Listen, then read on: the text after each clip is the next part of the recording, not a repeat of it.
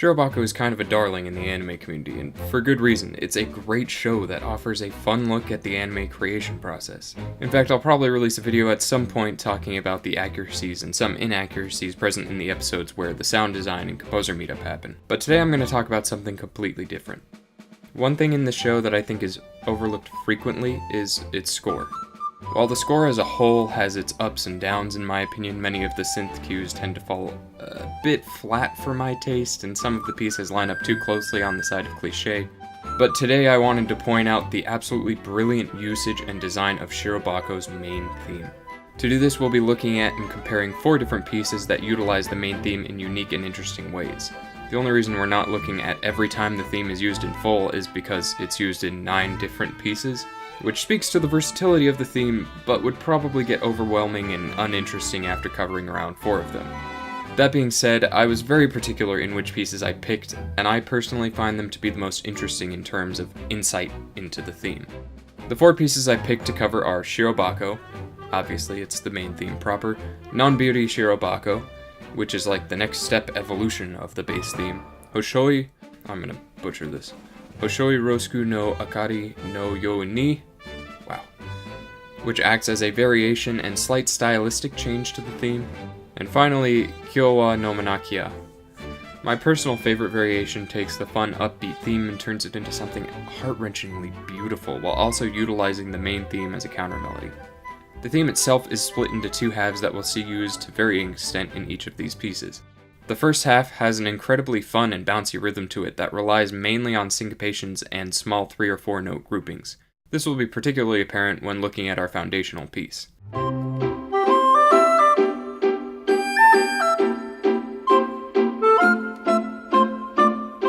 A short, on-beat transition leads into the second half, also known as a phrase, of the main theme.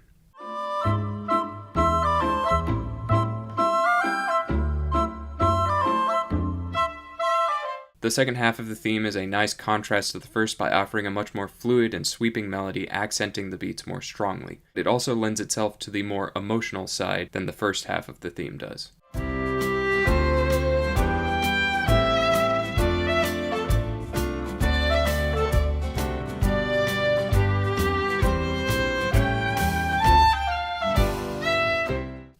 With that said, let's get a foundation down so that we can accurately compare these pieces to each other.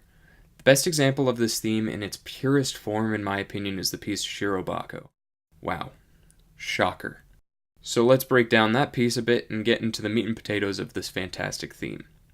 One thing that I love about using this theme as a base is the metronomic beat present throughout in either the pizzicato strings or the drum kit. If you watch some of my other videos, you might be able to guess where this is going, but this is important because the metronomic beat adds context to the syncopation and makes the switch to a more on-beat melody all the more striking. This gives the piece an air of levity and just makes it downright playful and fun. What adds to this light feeling is the instrumentation and techniques used on these instruments. The first instruments that stand out are the pizzicato strings, including an acoustic bass, followed by the flute and recorder playing together to present the first half of the main melody. The acoustic bass becomes more prominent before the accompaniment cuts out and the legato strings join the woodwinds to transition into the second half of the main theme, the second half now dominated by legato strings coupled with a clarinet. From there, the accompaniment changes to light percussion, piano, acoustic guitar, and acoustic bass to finish out the rest of the second half of the main theme. The rest of this piece is mostly playing around with instruments in different ways, adding in an oboe during the second iteration of the main theme.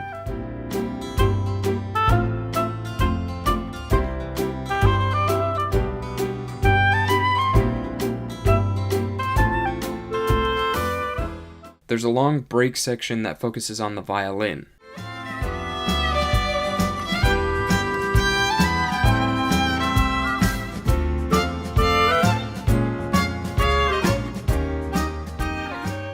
This leads into a more broken down version of the theme with piano accompaniment and oboe lead.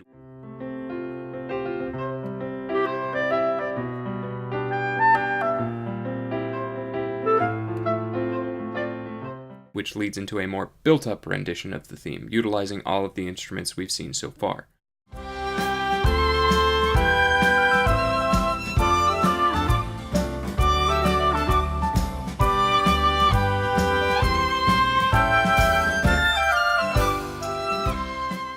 The piece ends with a nice final 1 chord, which is led into by a slight alteration of the main melody.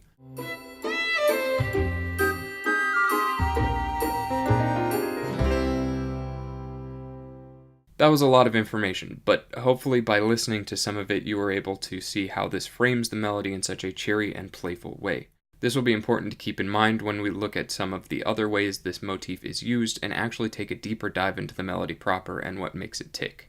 The next thing to do, however, is to analyze how this theme can be used in different ways. Nonbiri Shirobako retains much of what gives our bass its personality, while adding in an air of laziness and just a hair more whimsy.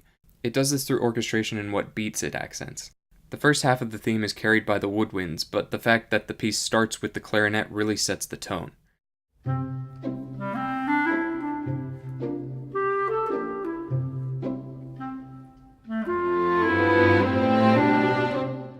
Its tone is much more subdued, and as far as timbres go, it lacks a certain bite and harshness that instruments like flute, recorder, and oboe can sometimes have. Another huge factor is the accompaniment. The lack of the metronomic pizzicato strings, replaced by a more subdued version of it, also adds to the lazy, whimsical air. What really stood out to me, though, is the legato strings that prop up the end of the first phrase. They're slow, and they swell or crescendo to give a feeling of slow growth. This goes a long way to invoke those feelings I brought up previously, the lazy, whimsical feelings. The second half, or phrase, in the main theme is carried by a very sparse string section with some slightly different harmonic backing.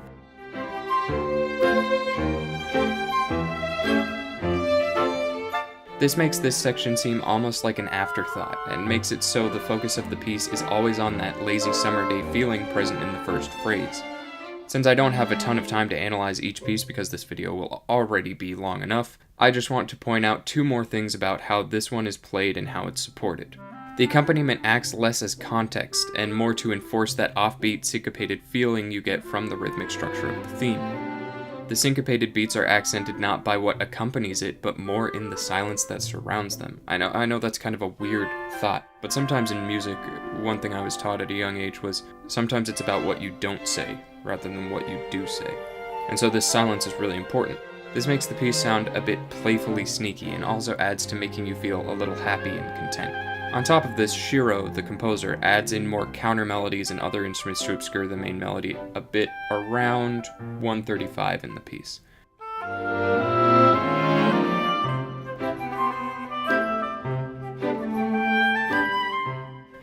This adds a level of controlled chaos, but an important thing to note is that nothing is ever jarring, and this piece in particular, despite using high-frequency instruments, never uses those instruments in a way that are particularly attention-grabbing. They're mainly just used to help add some spice, more like a little bit of dressing than adding in a whole nother course.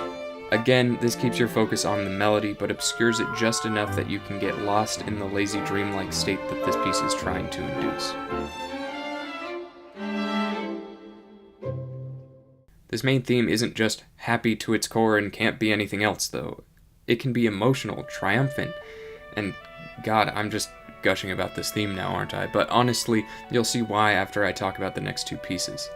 Hoshoi Rousoku no Akari no You ni shows us a side of this melody that we haven't seen before, one of emotion and triumph. I know I'm lame, but I'm getting a bit teared up about it while listening to this theme and writing this script. This particular variation is really interesting to me because it takes notes from several different styles of writing, from a Copland-esque sound at the beginning to an almost visual novel sound, actually done really well here when there's a small solo piano section, to classic Disney films and films from the golden age of scoring. The best part is they're all handled masterfully. The orchestration is absolutely pristine. There's so many different sections, all with their own unique flavor, that I would have to make a whole video just on this piece to analyze it all. But since we have some direction for this video, that being the theme, let's look at how it's used here. One thing that's present in this piece that hasn't been present in others is brass. And not just a little bit of brass, a large portion of the piece focuses on the brass, letting it carry the theme to new heights. I'm getting a bit ahead of myself, so I should start with the beginning of the piece. The piece opens up with something very reminiscent of the way Copland's Appalachian Spring opens up, and I can't think of a better way to start this phenomenal piece.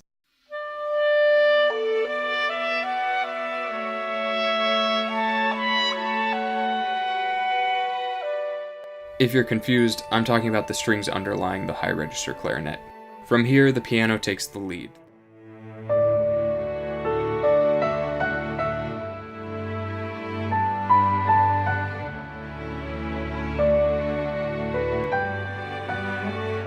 This is important because it establishes the piano as being relevant before a larger but subdued orchestra vamps a bit, building in intensity, but ultimately remaining unresolved.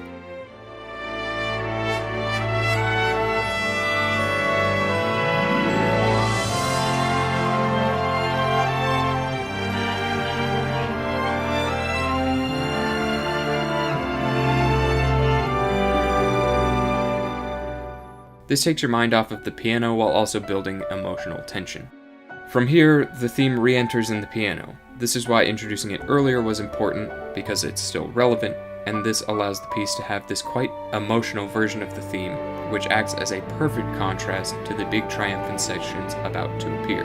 An important thing to note is that throughout all of this, we haven't gotten a clear resolution of the theme yet.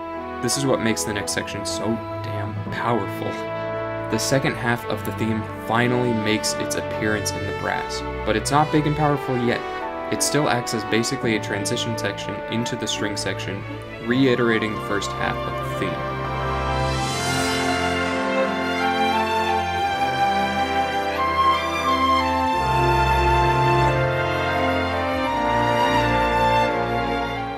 This builds up emotion and expectation in the listener. This piece has been building this expectation for 2 minutes at this point, and the payoff is well worth the wait and then some. The second half of the theme makes its return in the brass, now full and powerful, accompanied by a full, beautiful orchestra sound, and it couldn't be any more satisfying. I've gotten emotional at how beautiful this execution is countless times now while trying to write this script. I mean, just listen to this.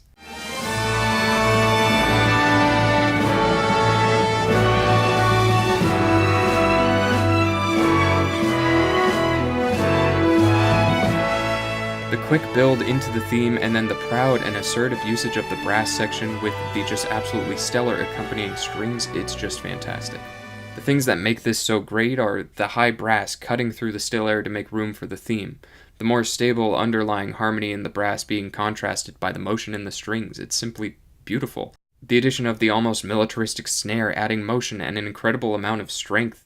The strings in particular do so much here, gliding up and over the brass to create some just awe-inspiring harmonies, then dipping back down and below the brass, all while keeping things fresh and keeping things from getting stale. Switching between fast-paced arpeggios to straight tones when they need to accent any sort of strong harmony, it's just good writing. It ends with a somewhat cliché but equally incredible end, building energy with the timpani and brass to end on that strong root, and we finally get the strong resolution we've been waiting for the entire piece. The piece shows off the theme in a way we simply haven't seen before. Not one of whimsy, but one of passion and triumph, filled with emotion, and it's able to do this with some clever manipulation of underlying harmonies, different orchestration, and some modifications to the theme proper, allowing the piece to build expectation the whole time and then meet that expectation. While this piece is simply incredible, there is one more piece that shows off this melody to an extent that the others simply can't. Despite Hoshoi changing the theme, we still haven't seen all it's capable of. We've seen it as a main theme, the main character of the piece it's in, but this next one allows it to play both the role of main character and supporting character by using it as a main theme in some areas, but also as a counter melody to a new melody in others. This next piece, in my opinion, takes the cake for the most interesting rendition because it's the one that changes it the most while also accenting what makes it great. Treating it as a malleable motif rather than a hard and structured main theme like we've seen it so far. Adding new resolutions and new sections of the theme, different facets to it that we just haven't seen yet. Particularly the first half of the piece. The second half definitely goes back into that main theme idea, but only for one iteration of it, and that's why this one, in my personal opinion, has the most raw emotional potential. The piece is Yo wa Nomanakya. I feel like I maybe revealed my points about this one too early, but now that they're all laid out, I can back them up. To do so, let's talk about what makes this variation and the piece in general so strong. Obviously, the orchestration is great. The melodic and harmonic movement is fantastic. I feel like this goes without saying, although I will talk about it in a bit. But the two things I want to bring the most attention to are the way that the theme is altered and or used with or as a counter melody and the dynamic variation in this piece. Seriously, This piece relies so much on its dynamics to create expectation and release as well as the strong emotions present. A huge part of why this piece is so emotional is due to how Shiro utilizes different dynamics, controlling the ebb and flow perfectly to elicit the correct emotions for this piece. The piece starts off low dynamically with just some light strings accented by small relaxed piano runs.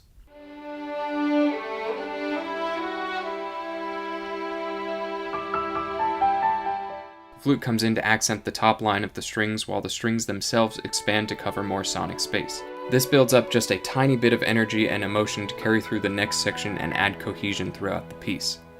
This combination drops out and allows the clarinet to take center stage accompanied by lower register arpeggio in the piano.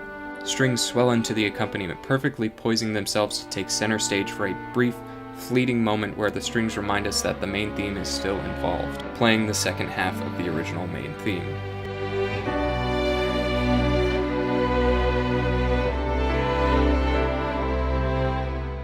This is super important because this same phrase is going to be used with or as a counter melody in just a second. Playing it here serves a dual purpose, as it reminds the listener that the theme sounds like this, while also serving its purpose as a theme or motif, bringing back all memories and emotions associated with said theme. It's a very powerful and effective setup for what's about to come, honestly. From here, the piece meanders through a short melodic section with the flute showing that it will have importance as well.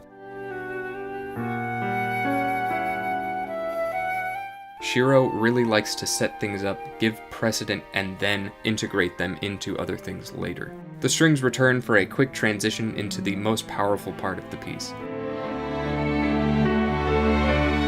This is something Shiro has done throughout the pieces we've looked at, but she sets up expectation and context, then fulfills those things through a combined effort of all of the instruments showcased so far.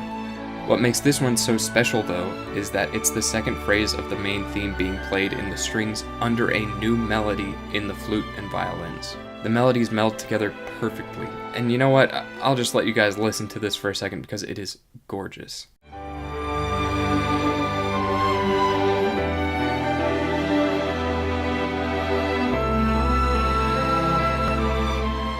This is the first time we've seen two melodies existing in the same space in these pieces, and it's handled beautifully. There's so much emotion blending the main theme with this new overlapping one, but it doesn't end there. From here, the piece slowly decrescendos into a small piano transition, turning into an accompaniment for the flute playing a part of the first half of the main theme. This phrase is modified slightly so that it can repeat and build while it's repeating.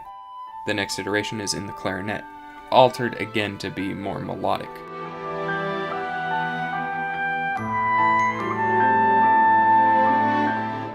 A quick run in the strings leads into a fully orchestrated version of the first half of the main theme, and this is the realization of everything that has been built up throughout the piece. It plays once, then builds through a second iteration by adding more movement in the accompaniment, particularly the strings.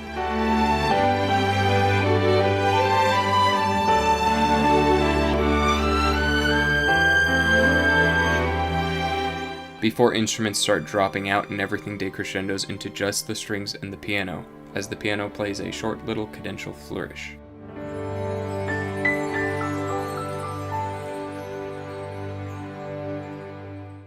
Whew!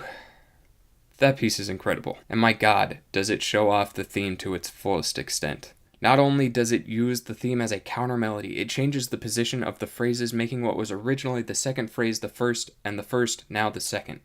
This allows the piece to end on a much lighter note than if it had ended on the second phrase, which by nature is a little bit more emotional. I'm gonna be honest, guys. I was planning on having another section where I break down both halves of the theme on piano and explain what makes them tick, but this video is looking way longer than I expected already. If that's something you would be interested in seeing, though, let me know and I'll make it happen. This theme is incredibly well crafted, and from a melodic standpoint, it's not too complex, but it's a fantastically structured melody.